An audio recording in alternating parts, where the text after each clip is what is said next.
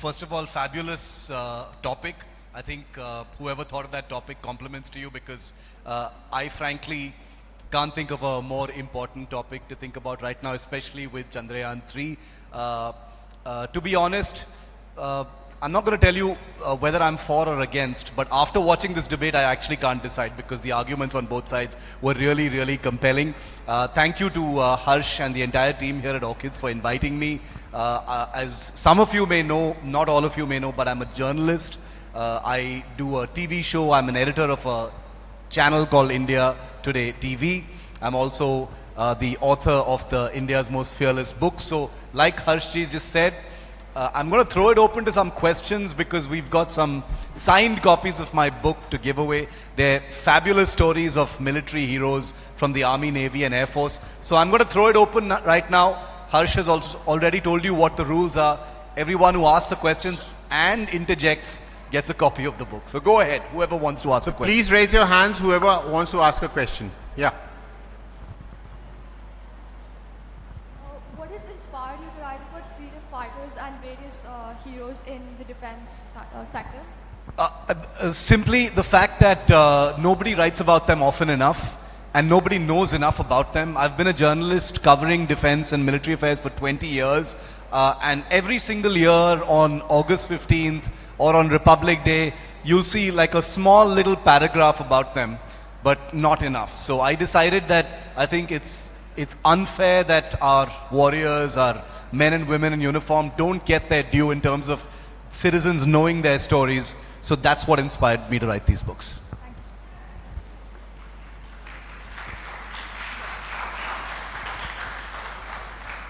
you. In news, like they tell about the wars and or the things that are going around, are all of them true or some of them are false also? You mean in the news? No, when I see the news, some news comes, are they all true or some are false also? Oh, that's a great question and that's a tricky question to ask a journalist. No, that's a good question. I'll answer it honestly. No, there's a lot of false stuff that's going around, but it's my job as a journalist and our job on TV channels to make sure that you, the viewer, knows what's false and what's correct. Does that make sense? There's a lot of false stuff going around in the real world, but it's my job to make sure that you know what's false. Good question, by the way. How do you manage everything together? What all? Journaling, How do I find the time to be a journalist and an author, etc.? That's what you're asking. Yes. Okay, so that's again a really good question. I actually don't really know how I manage it because there are only so many hours a day. I'm very, very underslept. I don't sleep enough because I stay up late at night writing my books. But it's a job I really love. And if you love what you do, you'll always find the time.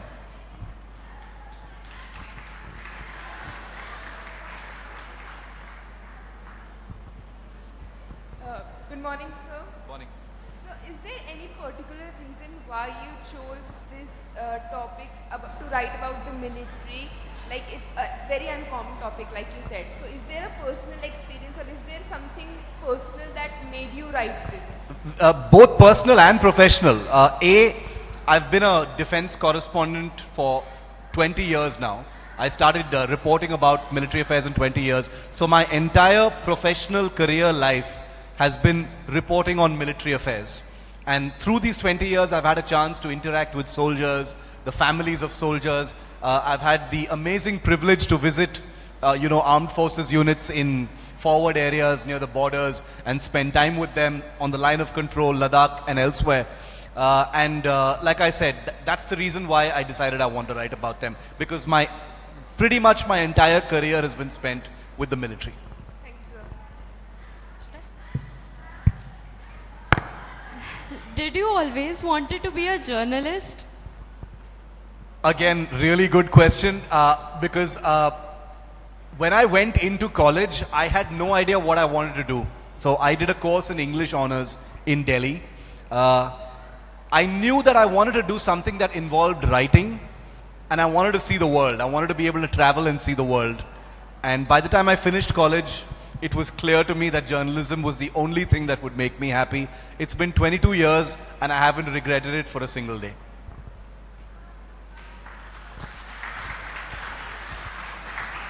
I'm keeping my answers short so more of you can ask questions. I hope that's okay. When did you decide to become a journalist, and what mainly helped you decide to go down that field?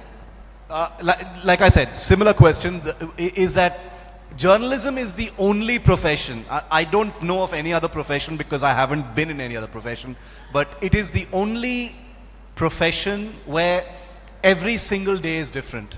Every single day brings new stories, new challenges, new people, new things to achieve. So, like I said, I've been a journalist for 22 years, and not one day have I woken up and gotten out of bed and I thought, I wish I had chosen something else. That's never crossed my mind. It's the best profession. Thank you.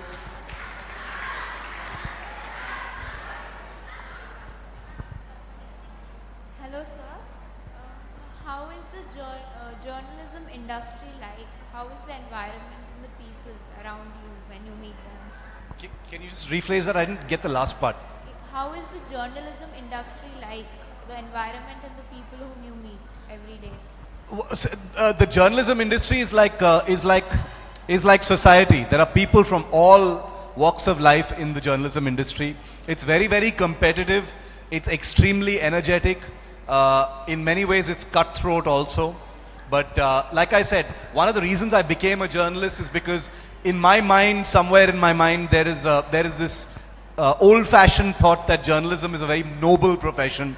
It's not just a profession, it's also a duty in a democracy. And therefore, some part of me still sort of thinks of it like that. But the industry itself is fast changing, very rapidly changing, but it's full of extremely driven and committed people. And most often, more often than not, when you meet a journalist, they usually don't want to do anything else. They stay in journalism for life because it's a very addictive field.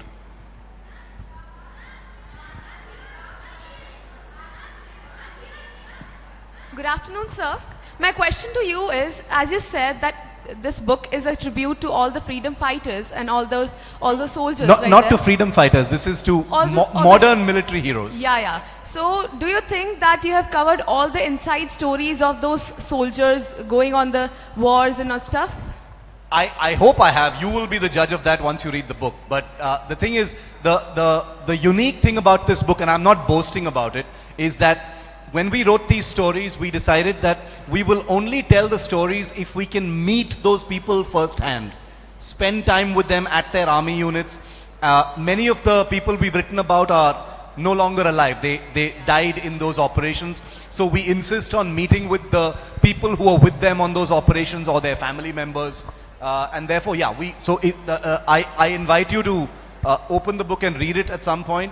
You'll know what I mean, because it's completely full of inside stories. It's about their entire life and their last day. Thank you, sir.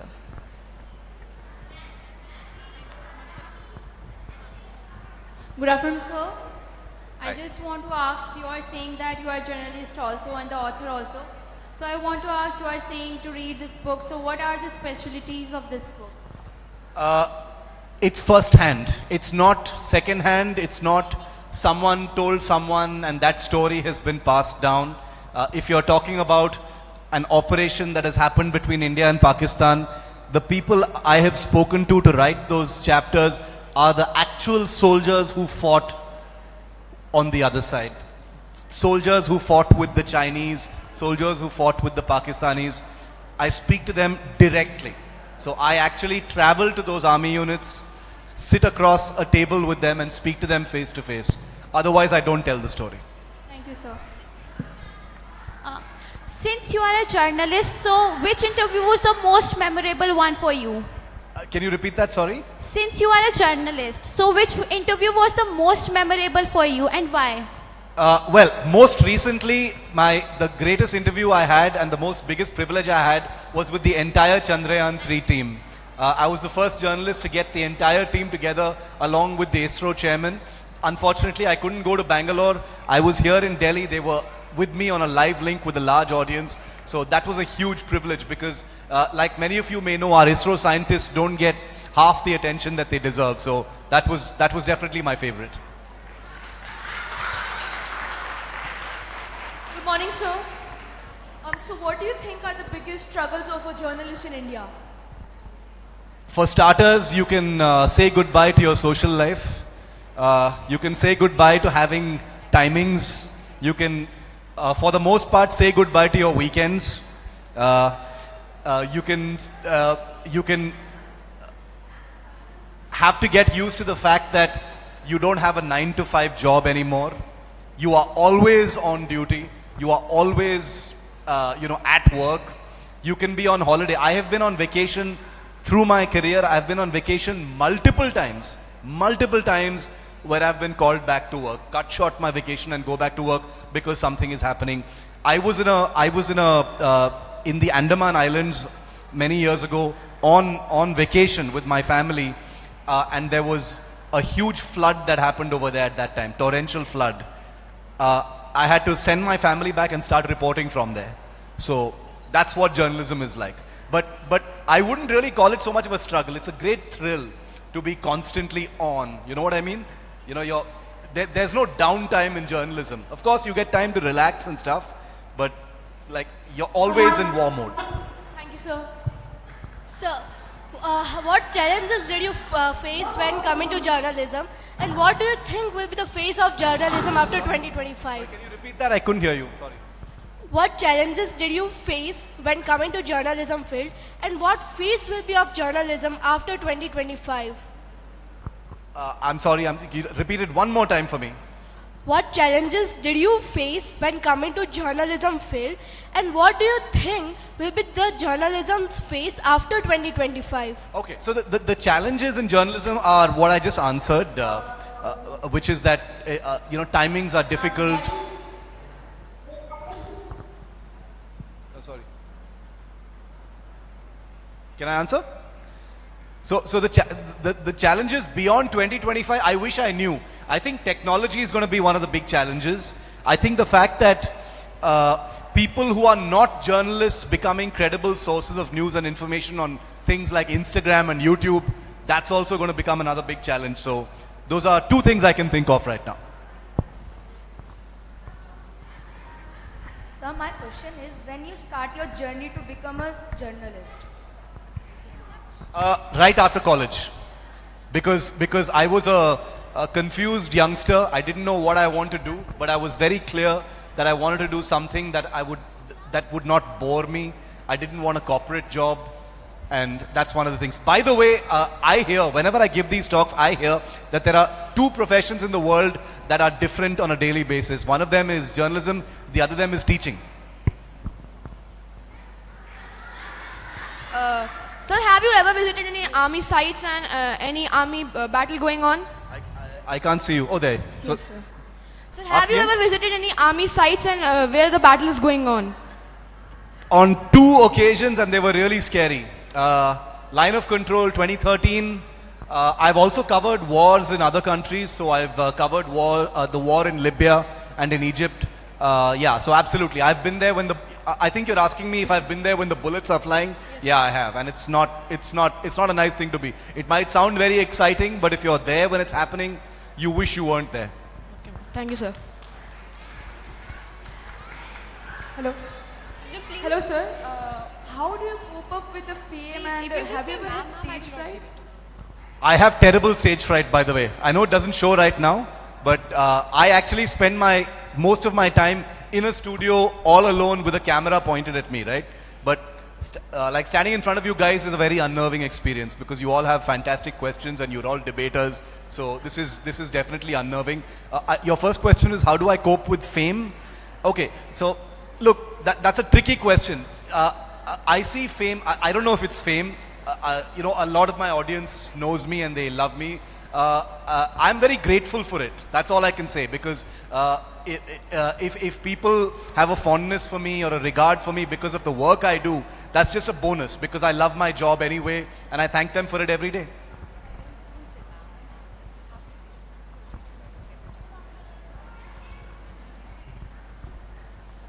Good morning, sir. Sir, what opinion do you have when AI... Can you repeat? I can't hear you at all. AI has taken is taking over journalism, and I have seen many videos where they're saying in the future that journalism can be done by AI. What are your thoughts on that? My channel, for instance, has an AI anchor. They even have an AI anchor, newsreader, and many channels around the country are doing that. Now, you might think that an AI anchor is going to put me out of a job very soon, but I don't think that's going to happen just yet, because journalism is the kind of thing that requires a human heart. It requires, a human touch to be, to be real journalism.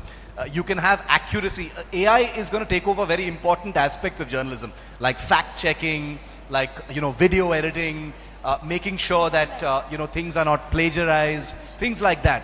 But I don't think journalism is in jeopardy just yet from AI. Who knows, 20 years from now I may be completely wrong. Thank you, sir. So for how many hours you are a journalist and what is your experience?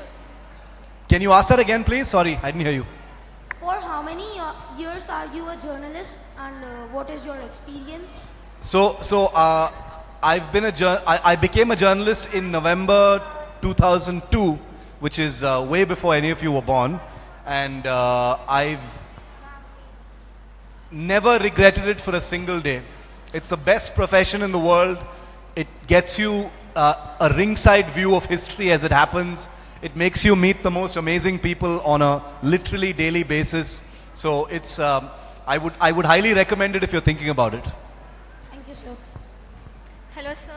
How do you make sure that people trust you? As a journalist, trust is an important element. So how do you make sure people do that? Through your work. You can only speak through your work. But you said there false information also. So how people Can you trust just you? hold the mic closer? How do you make sure people trust you? Because you said there false informations also. So why you? Yeah. So exactly that. Exactly what I said, which is that when people watch you, they watch you for a long time, and they will know whether you're trustworthy or not. If you give your audience false information or exaggerated information, or you try and sensationalize something that doesn't need to be sensationalized, then your audience will automatically stop trusting you. Trust is built, it's earned, it's not something you can impose on your audience. But in a world like today, false information is easily spread. So what are your thoughts on that? On what? That false information is easily spread in the world. It is. It's a huge challenge. Fake news and misinformation is a huge challenge in this era of social media where it can go viral. It's very important, which is actually the reason why the media and fact-checking agencies become all the more important, because you've got a viral challenge, a challenge that is viral of false information, and it happens especially during elections, during heated moments in society. Which is why journalism is such a challenge. That's the question. Sir, what is your opinion about journalists being biased towards a particular political party nowadays? Many are. That's a very fair allegation that you make. I think there are many journalists and many channels that openly show their allegiance to one party or the other. I personally think that it's. I personally think it's not. Journalists are humans as well. They also may have their preferences as far as political parties and politics are concerned. But the key point is, do they let that bias show in their work, in what they do? That is the key. You can't expect journalists not to have biases at home. But do they bring it to work? Do they allow it to influence their work? That's the bigger question, and that's the bigger problem actually. I wanted to ask you, as a journalist, I'm sure you have covered many cases. And what was the case that was... Just say that again, I can't hear you. As a journalist, you have surely covered a lot of cases. What was the case that have touched you the most? I didn't get that at all. Can you repeat that? I'm so sorry, there's too much noise. I can't hear what you're saying. That's all right. As a journalist, I'm sure you have covered many cases. Many cases? Many cases. Okay. Which was the case that has touched you the most, that was very close to your heart, which was hard for you to cover? How many of you have heard of 26/11? Yeah. Many of you have heard of 26/11, right? It was a terror attack that happened in Bombay in 2008. So I was a reporter on the ground outside the Taj, outside Nariman House, outside the Trident when that was happening. And I was on the ground for 6 days without going back to the office or my hotel. So we were out on the streets of Mumbai covering that story for 6 days, almost an entire week. It was a tragic story to report, but I also made some of the closest friends I've had during that time. So that incident is very close to my heart, also because justice has not been done after it. Excuse me, sir. Hi. Sir, I have a question for you. What is your experience by writing your best book, or how do you feel by writing that book? You're asking me about how it felt to write a book? I am asking that what is your experience by writing your best book, or how do you feel by writing that book? Okay, it's a extremely difficult task to write a book. I never thought that I could ever write a book. From the time that I was your age, by the way, I was surrounded by people who used to either write books or sell books or publish books. So I never thought I would be able to write a book. But always remember that your first book will always be your most special book. It will always be the closest to your heart. And once you finish writing a book, you can write 100 books. Thank you, sir. I have a question. Sir, I have a question. What was your first journal that you wrote? What was your first journal that you wrote? What was the first? Journal that you wrote. Sorry, I didn't The get that. first journal you wrote. Journal? What was the first journal I wrote? Yes. I never wrote a journal. I wrote in a new... You talking about after I became a journalist or before? After. No, I never wrote a journal. See, the thing is, once you become a journalist, your personal journals and things like that, there's very little time for that. From day one, I was a newspaper journalist for a few years. Then I became a TV journalist. Your journal becomes what you're doing in your daily life. Every day, the stories that you're doing, every day, the people you're interviewing, that becomes your journal.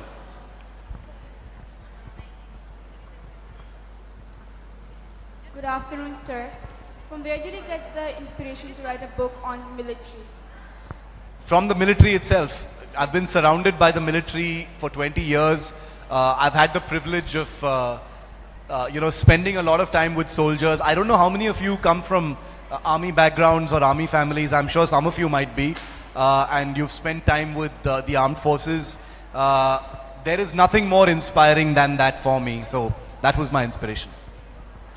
So last few questions before we start off with the session. So please hurry up.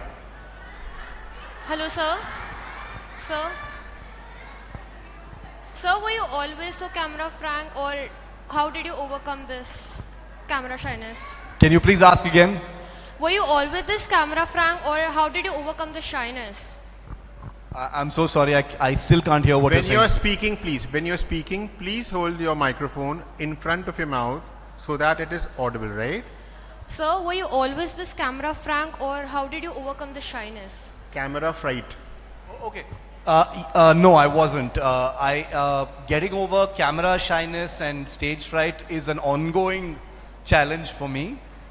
Even though it doesn't look like I'm nervous right now, I am nervous. Believe me, standing on a stage is an unnerving experience, even for the best journalists, because like I said, most of the time you're alone in a studio.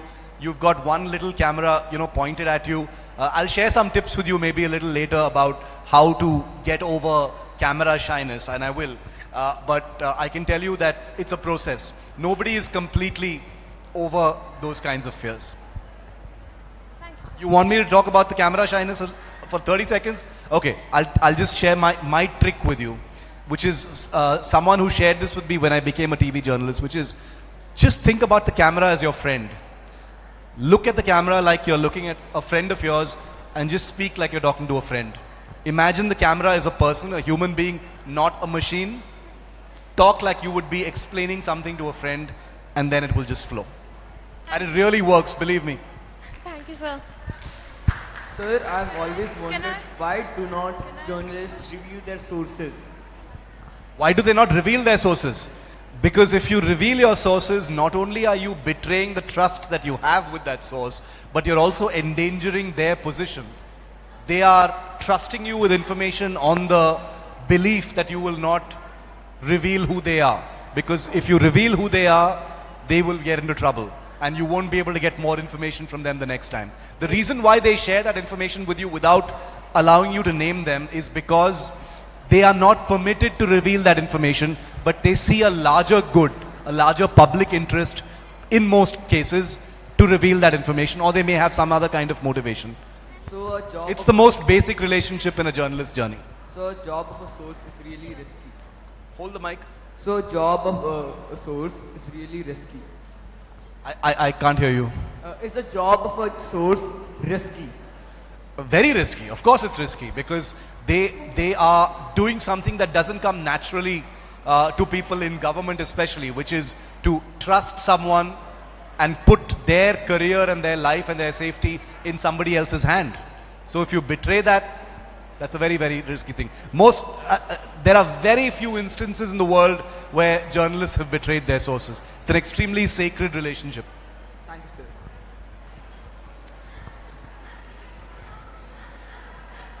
sir. Sir, my question is how you won?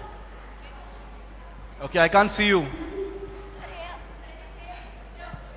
Oh, there. Go. How you won? How you won? How do I what? How you won?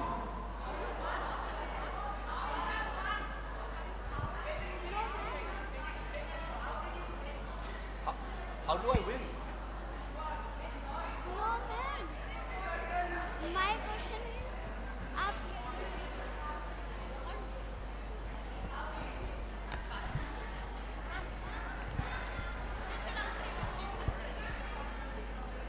Hello, You can ask me a question later, I'll answer it, okay?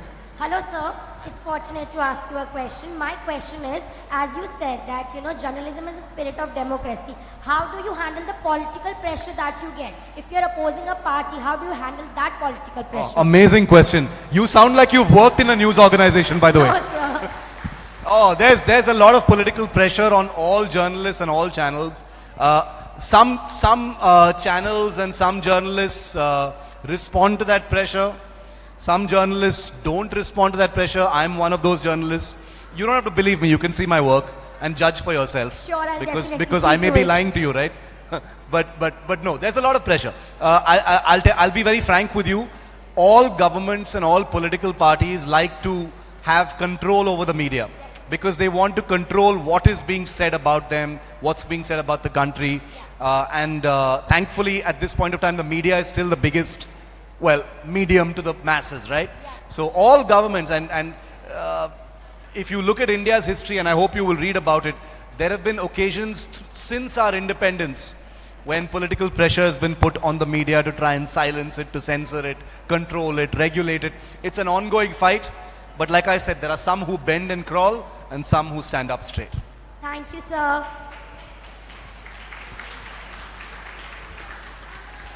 So what inspired you to be an author and write your first book? Sorry, can you just repeat that? What inspired you to be an author and write your first book, first book? I wasn't very inspired to write the first book. I was kind of almost forced into it because I had written one particular story about a soldier which had gone viral on the internet, and then a friend of mine said, you need to do more of these. And then a book deal landed on our heads, and then we started writing the book. But once we wrote that first book, the other three they just came naturally. Hello, sir. Finally, I got a chance to ask a question. So, I wanted to ask you, as you said, you had go to the first journalist, then you had gone to the authorizing. You had gone in an author. You choose the right way. So, I wanted to ask you what you suggest to us that which path is the much better, both of us. What is much better? Sorry. Which one the path is best? The path journalism is the best or the writing skills is the best? Okay, so first of all, a good question. First of all, Thank you, they sir. are not very different from each other. If you ask me personally whether to go into the writing field or go into the journalism field, if you go into the journalism field, you will have to do a lot of writing. So be ready for that. No, So- sir. I wanted to ask that as everyone know, you had written a book. Yeah. So the journalism is the many things we have to search, we have to explore many ways. But the writing, we have to put our thoughts in it. So I wanted to ask you which one is more interesting or the more powerful? Very tough question, difficult to decide. I would still say journalism is preferable to me because I've been doing that for much longer. But what I would urge you to do is don't look at them as two different things. You can do both. You can definitely do both. I became a journalist and then I became an author after many years. So it's not like one is exclusive from the other. Please, if either of them interests you, do both. You can do both. Okay, thank you, sir. We are taking one last question before we start off with our session. We'll take more questions, but afterwards. Greetings, sir. I wanted to ask you, how do you deal with plagiarism? Because most of the people, there are journalists who are usually copying you. So, how do you deal with them? With plagiarism? Yes. You mean people copying Yes, other people's yes. work? Okay, it's rampant, okay? There's a lot of people who copy original work to pass it off as their own. It has actually kind of gone down now because of the internet. There are tools that can actually detect plagiarism really fast, whether it's the spoken word on TV or the written word on the net. So plagiarism, the good news is it's actually gone down quite a bit. So anyone who wants to plagiarize right now is running the risk of ruining their reputation. So we'll take the questions later on.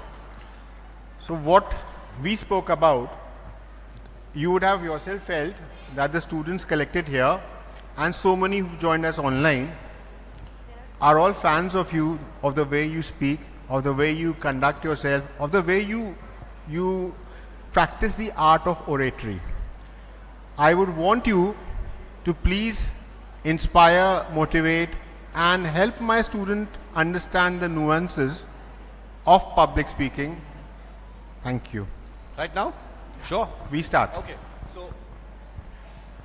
So how many of you like public speaking? You know, I saw some of you who are debaters right now and you seemed totally confident. I wasn't as confident at your age, to be very honest. But how many of you like public speaking? And you don't have a problem. You can stand up in front of a crowd and just talk. Okay, so I can see about maybe 15 hands, which is very low. How many of you are really scared about public speaking, like me? Or at least how I used to be. You're scared of public speaking, right? You can't get up on stage, it's tough, so many eyes on you and stuff. Okay. How many of you want to be better at public speaking because you think it's important in this world? Okay, so most of you think public speaking is important. Okay, let me settle all your doubts once and for all. Public speaking is one of the best skills you can cultivate for yourself. And I'll tell you 3 reasons why. Number 1, it's one of the easiest things you can do to conquer a personal fear. Okay, we all have personal fears, small and big. And I know that stage fright is one of the most paralyzing, most crippling things. I used to feel, my hands used to shiver when I used to get up on stage for a play or for poetry recitation when I was in school. And it took me a long time to get over it. The way I overcame it is, and there's only one way really to overcome it, which is to do it over and over again. I had a small trick where I used to speak in front of a mirror, which really helps. I do it even to this day. Small confession, I speak in front of a mirror even now before I go to a big public event just to see how you look. A, it helps you get over your fears. 2, there is nothing like public speaking that teaches you more about yourself. Think of any topic. Think of a small little topic that may be of interest to you. Like you guys spoke today about space and infrastructure. Stand in front of a mirror, stand in front of your brother or sister, and just see if you can talk for 5-6 minutes. at a stretch, stream of consciousness, no preparation, nothing, just do it and continue to do it. I can guarantee you for the first few days you'll feel really stupid. You'll feel really silly doing it because like, what am I gaining from this? But the more your words flow, the ease with which the words flow out of you will become much more prominent. You will be able to actually see it. And the third reason why I think public speaking is so important is because it teaches you a skill which I think is applicable to any profession you choose, and that is the ability to think on your feet. Now, in the interjection round here on the debate, I am assuming that none of you guys knew about the questions that were going to be asked to you, right? Now, that's called thinking on your feet. Being able to take questions, being able to effectively communicate something without knowing in advance what the subject is going to be. And being able to think on your feet is an incredible skill to have no matter what you choose to do. You don't need to be a journalist, you don't need to be an author, you don't need to be a news anchor, but being able to think on your feet, being able to look at yourself, being able to overcome your fears are 3 amazing reasons why public speaking is important. Like I said, I speak in front of large audiences like this and bigger on a very frequent basis. Never feel like you are alone. Remember that one of the tricks to help you ease yourself into public speaking, especially when you're standing on a stage, is just remember that while you're standing on stage and there's this daunting feeling that you've got all eyes on you, just remember that each of those eyes belongs to a person who've got their own anxieties, they've got their own issues, they've got their own problems. They're trying to listen to you. It's not like one bunch who's decided to collect in a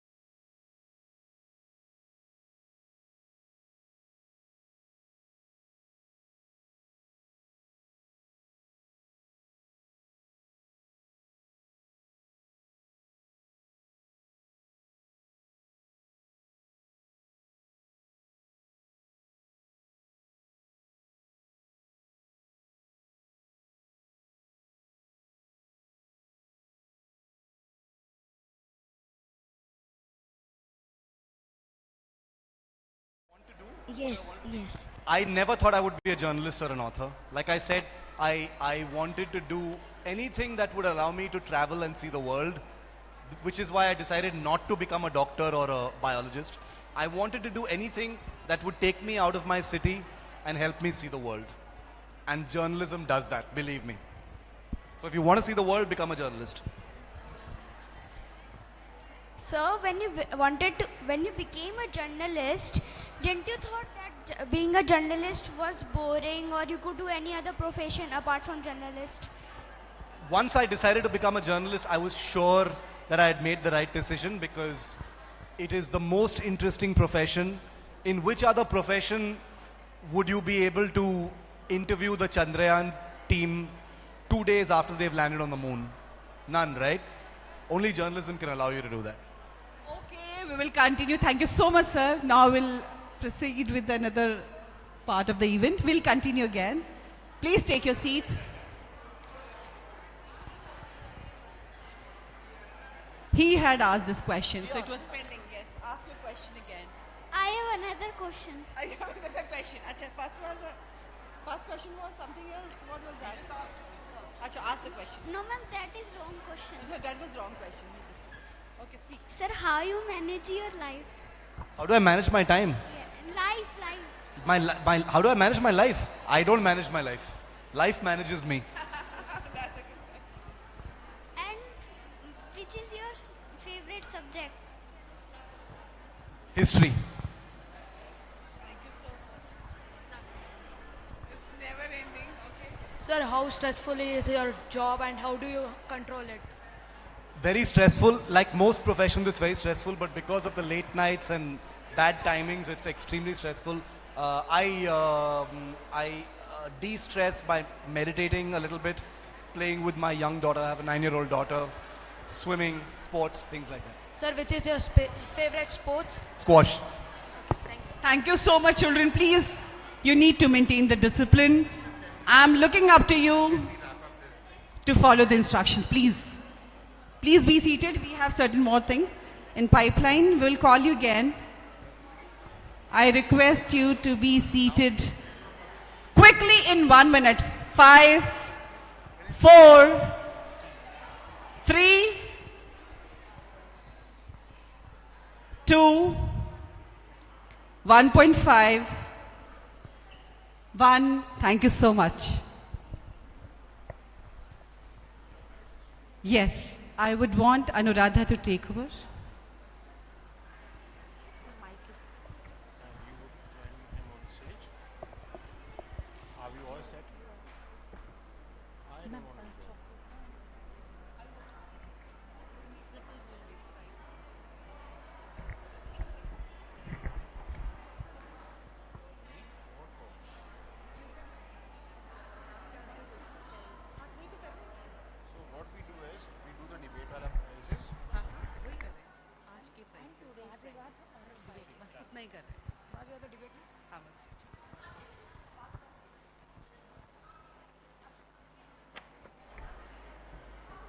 Hello.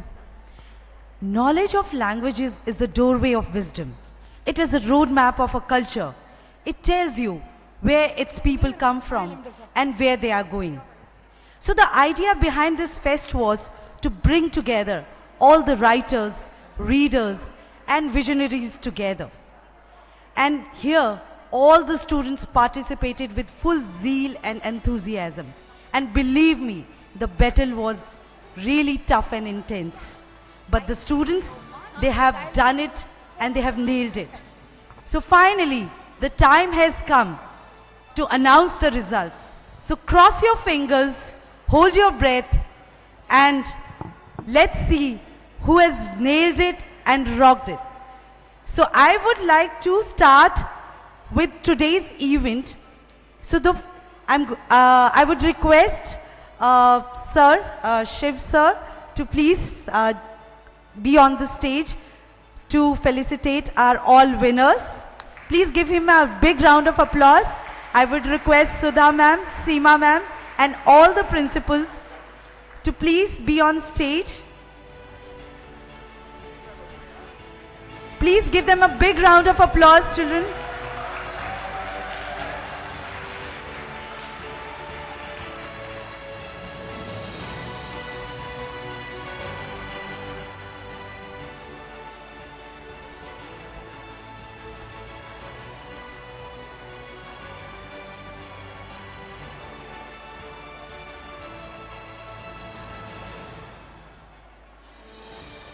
So I will begin with today's event. So for Vad Vivad, third prize goes to Orchids NBC Sonipat. So Pavni, Jatin, Siddhi, can we have on the stage, please? I would request all the students to please be quick. I know it is very difficult to hold the enthusiasm. Plus, please be on the stage quickly.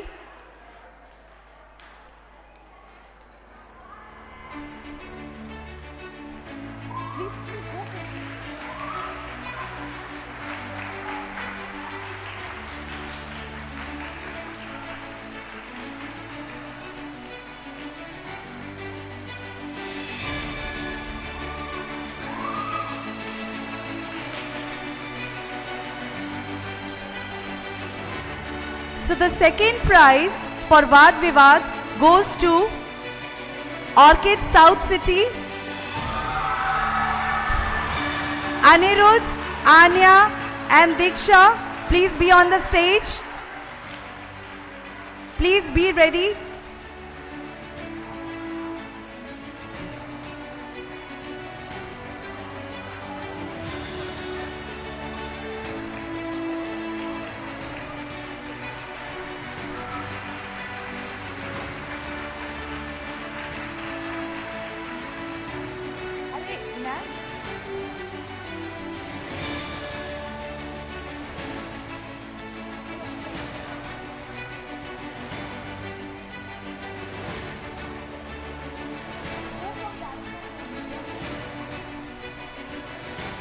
And the first prize for Vad Vivad goes to Marumal Girls Senior Secondary School.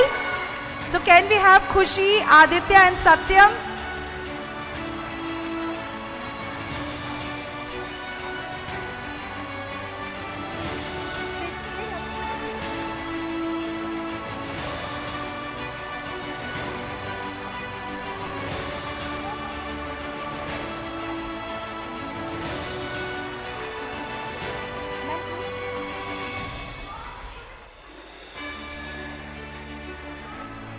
So the next category for debates for 9th and 10th grade. So we have 3 categories for that: for, against and interjector. So the third prize for is Golden Height. Can we have the students over here for Golden Heights who spoke for in debates?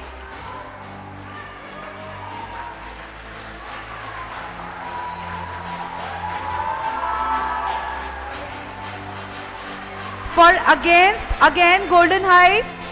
For against.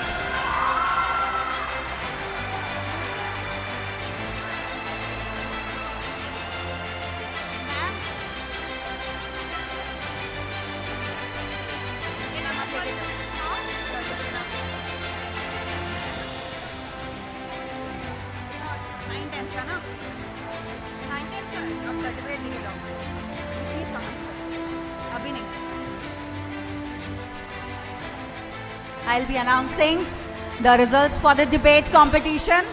First, for the category of 9th and 10th, we had a very tough competition, I tell you. And it doesn't mean that whether you win or lose, but we have to announce the result. And like ma'am, I would like to go with the first one first. So the first prize goes to 5C, code 074. The candidate who spoke on 4. DPS Sonipat.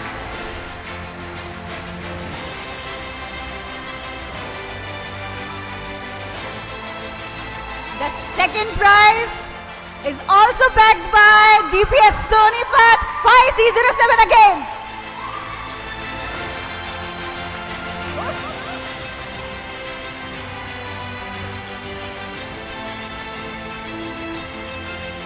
The first prize for the interjector goes to 5C111 DPS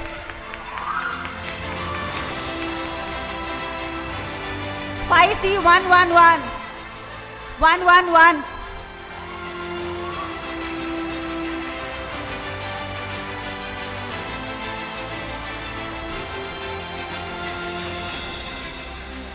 The second prize is bagged.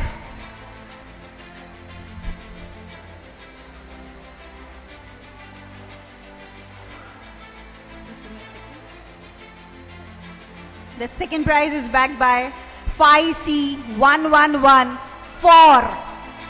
5C1114.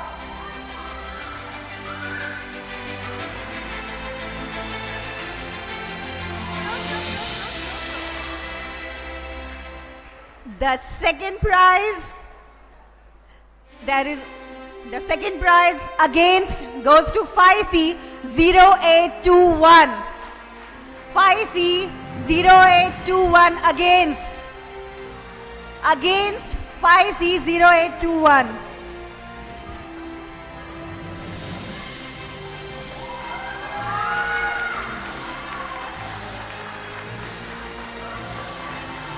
The second prize for the interjector goes to 5C082. Interjector 5C082.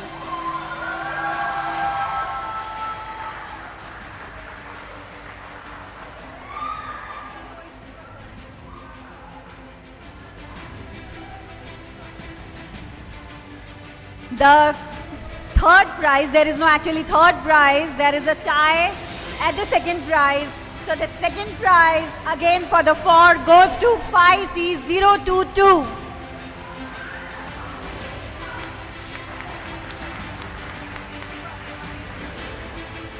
022. Second prize for 5C022.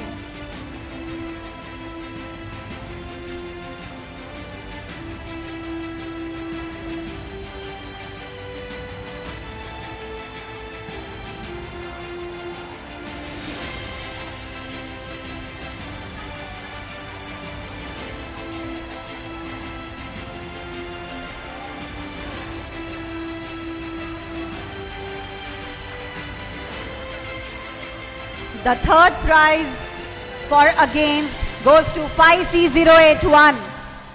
Against 5C081.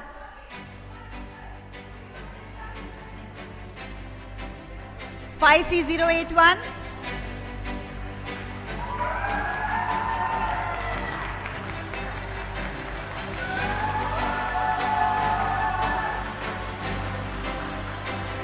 And the third prize for the interjector goes to 5C021. 5C021.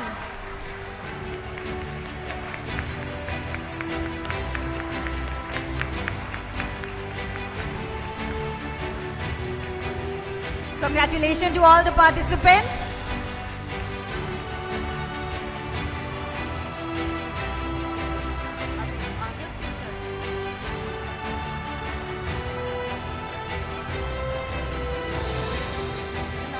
Many congratulations to all the participants, and moving forward, I would declare the result for 11th and 12th debate competition, and the first prize goes to 5C141 for participant. 5C141.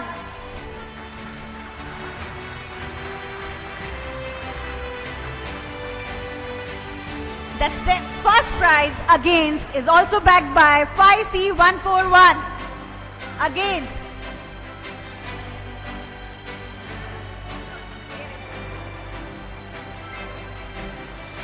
The interjector prize is also backed by 5C141.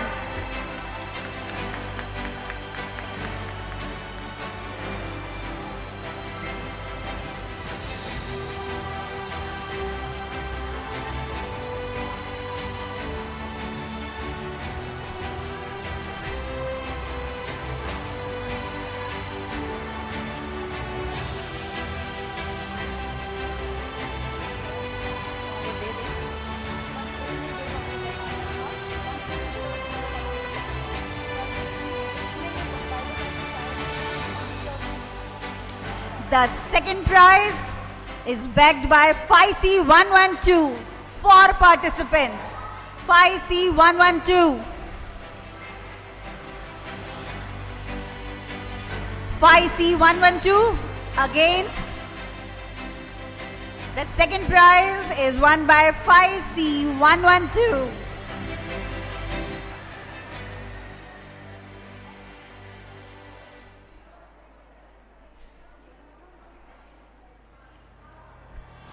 The second prize for the interjector is backed by 5C081. 5C081.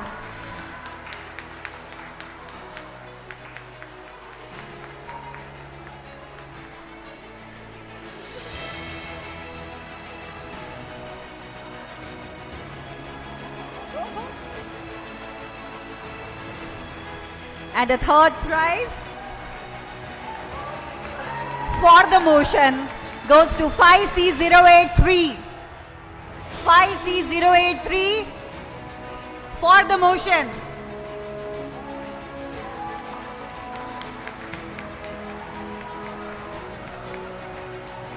The third prize against the motion goes to 5C083. And the third prize for the interjector goes to 5C083. A big round of applause to all the participants.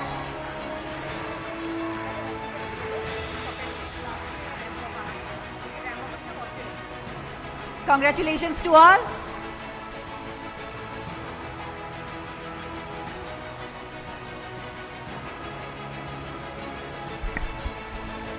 Congratulations to all the winners. So now the next category is Hasi Ke Rasgulle. So the third prize goes to Golden Heights, Sumit, Nitin and Suryansh. Can we have all of them on the stage?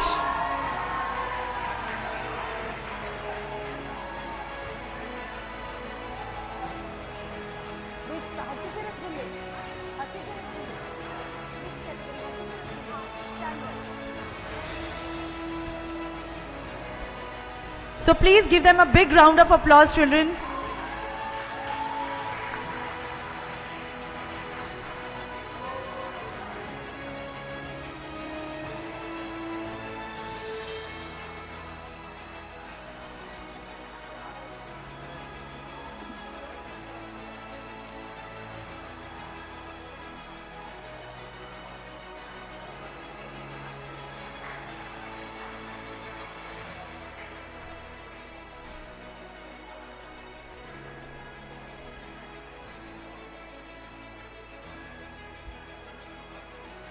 Okay, shall we proceed? Okay, third prize, Hasi Ke Rasgulle, Golden Heights, Sumedh, Nitin and Suryansh.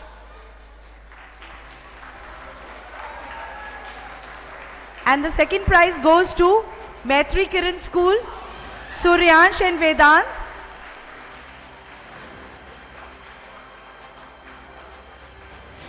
And for the first prize, we have a tie between Orchids DPS Sonipat,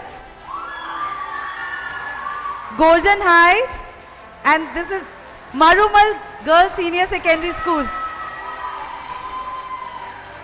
So three teams, all first prize together. So Drishti, Pavni, Simran, Kaushik Sarkar, Mehak and Neha. Can we have all of them on the stage?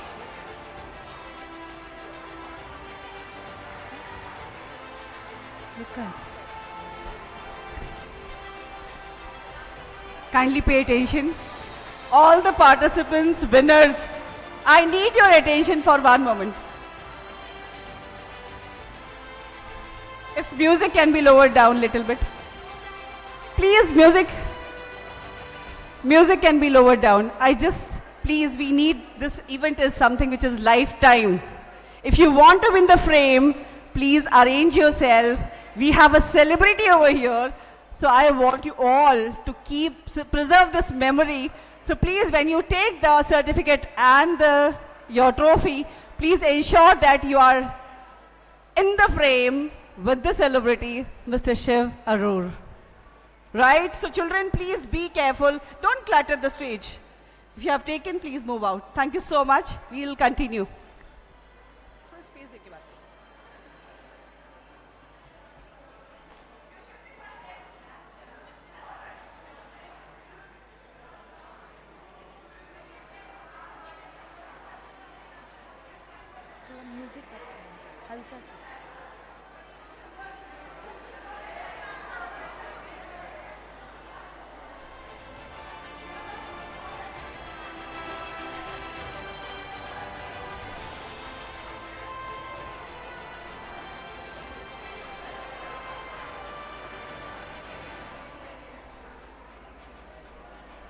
So the next category is puppetry.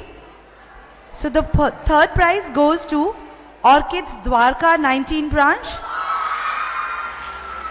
Ivan, Pratik and Myra, can we have all of them on the stage?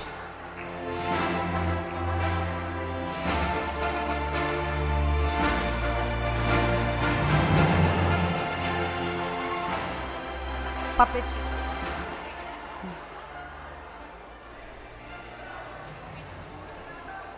And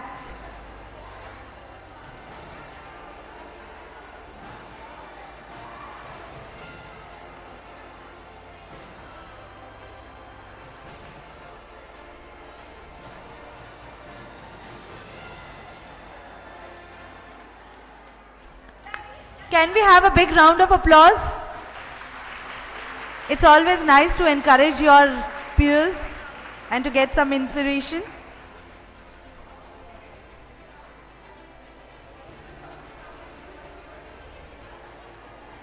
And the second prize goes to Orchids Golf Course Road, Astik, Joya and Riva. Slow.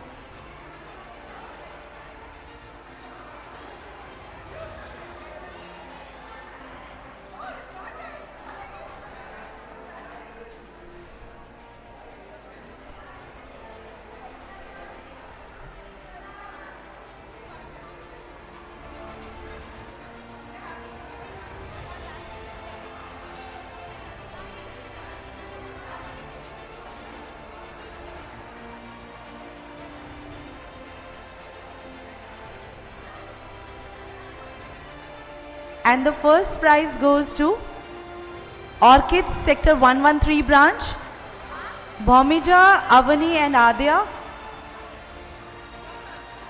There's a parent of that child. Children have gone. Please, ma'am.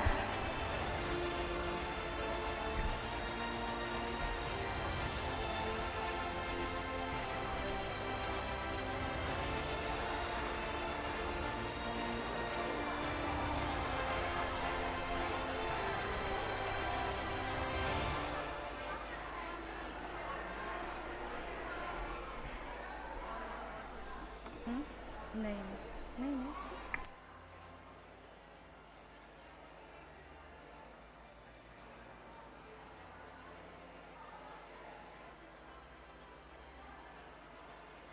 We have our two judges on the stage, those who have judged the puppetry show. Thank you so much.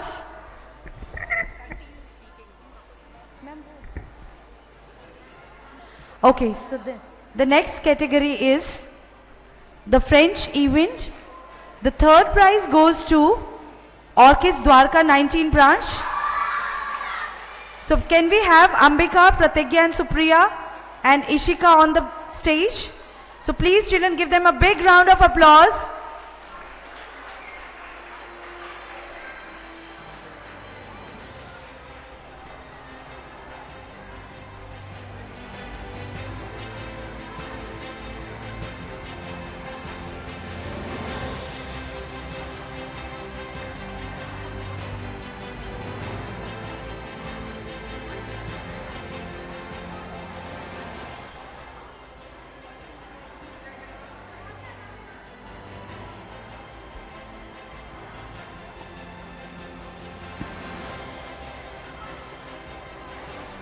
And the second prize goes to Orchid South City branch. Mishika, Manvi, Archit, Ashwat, Apurva, Kashvi, Arna, Divishi and Sampriti. Can we have all of them on the stage?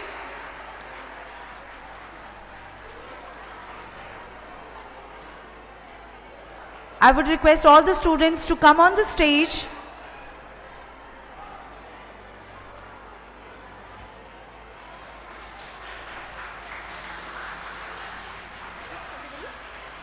This is French.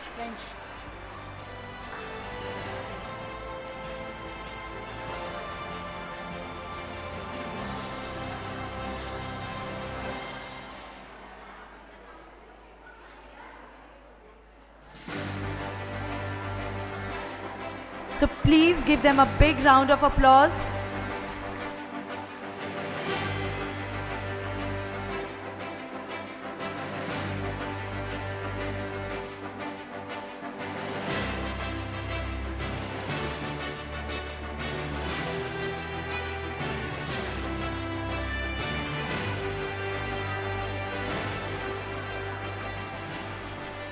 And the first prize goes to any guesses?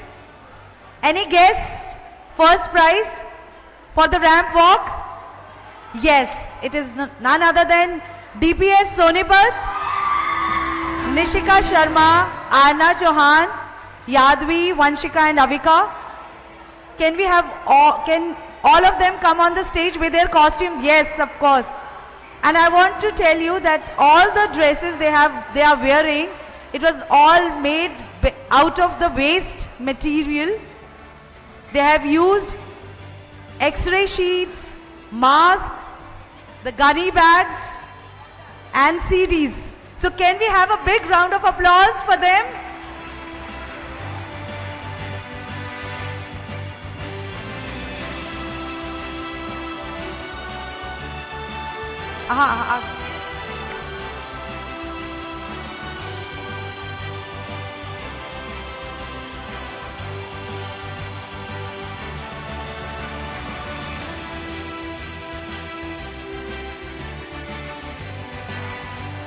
So in the second prize, we have a tie between South City and Golden Heights. So I would like to request all the Golden Heights students, Ashwat, Apurva, Kashvi, Arna, Divisha and Sampriti on the stage, please.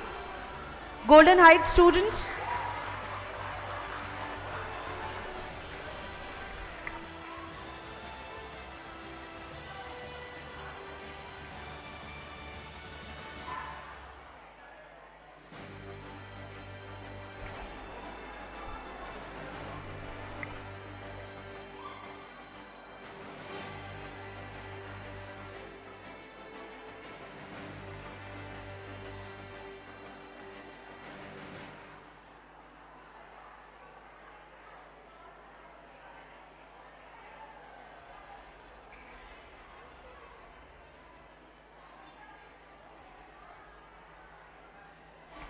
Yes, can we maintain silence, please?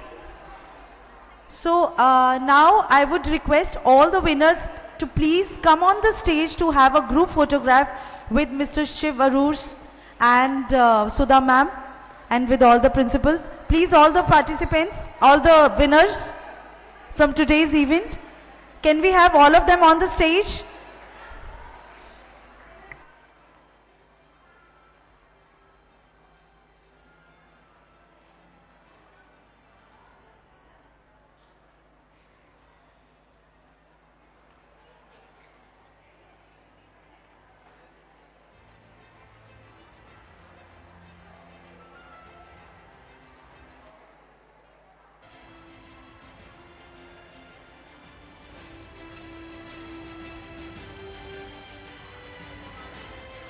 Can we have all the winners for today's category on the stage?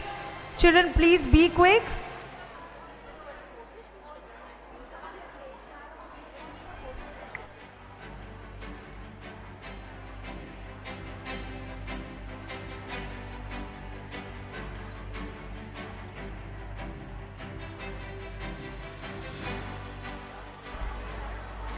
All students, it's a last call.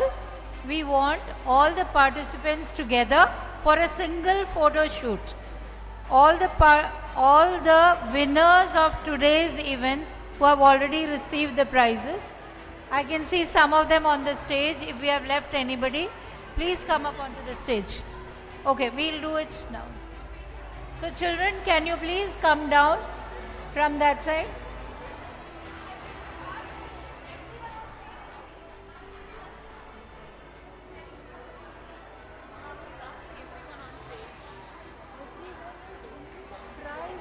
Of today.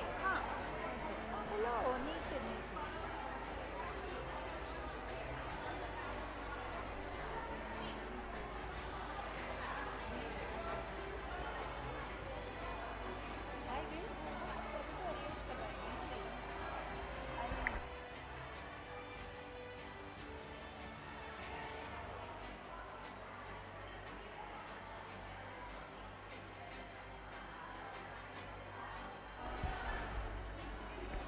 Can students, could you please come down?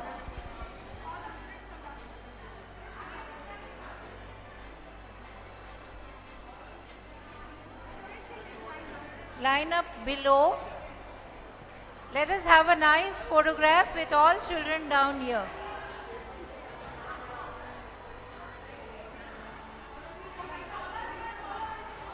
Yeah, please be careful.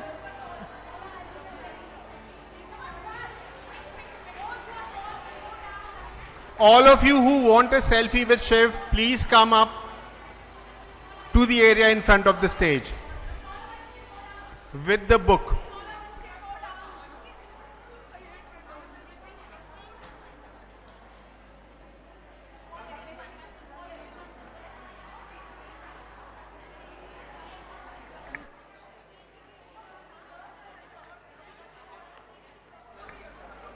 Can students come down from the stage and for the photograph? Please adjust yourself to come into the frame.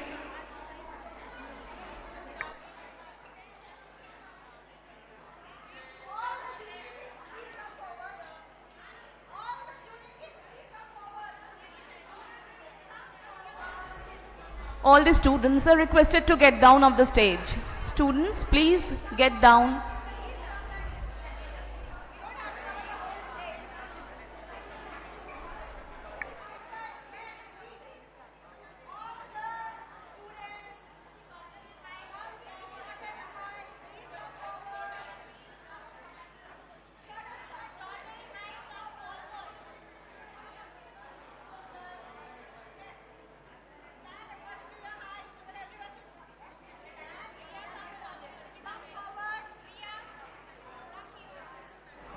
Children, please adjust yourself to come in the frame.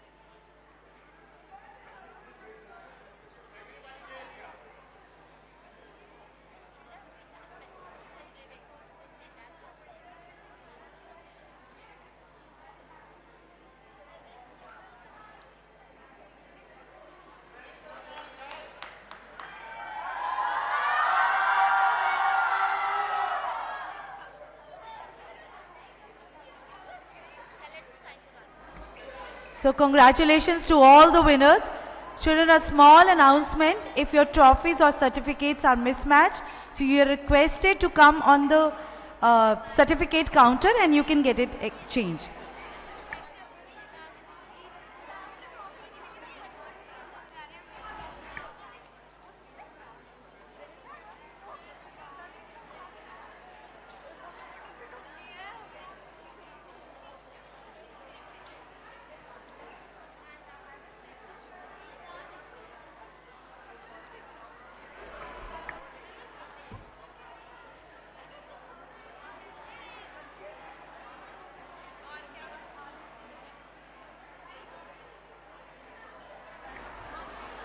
Thank you so much.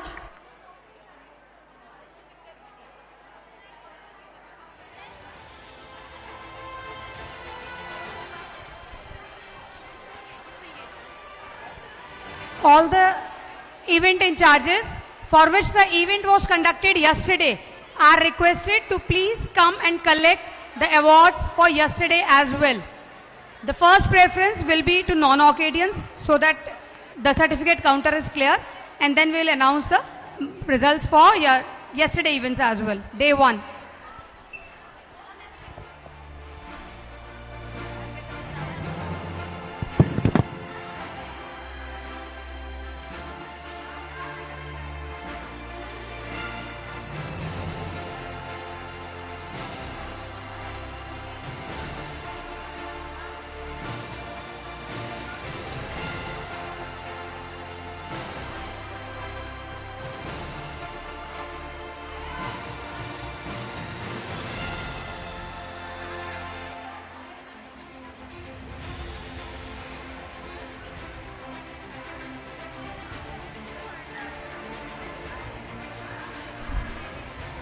From past 2 days, over 16 schools and more than 300 students participated in various events and activities in the Literary Fest. I thank all the teachers, all the students who have put up everything and give their best, our honorable chief guests and Orchids family, a very big thank you. Thank you so much, everyone. You made our day.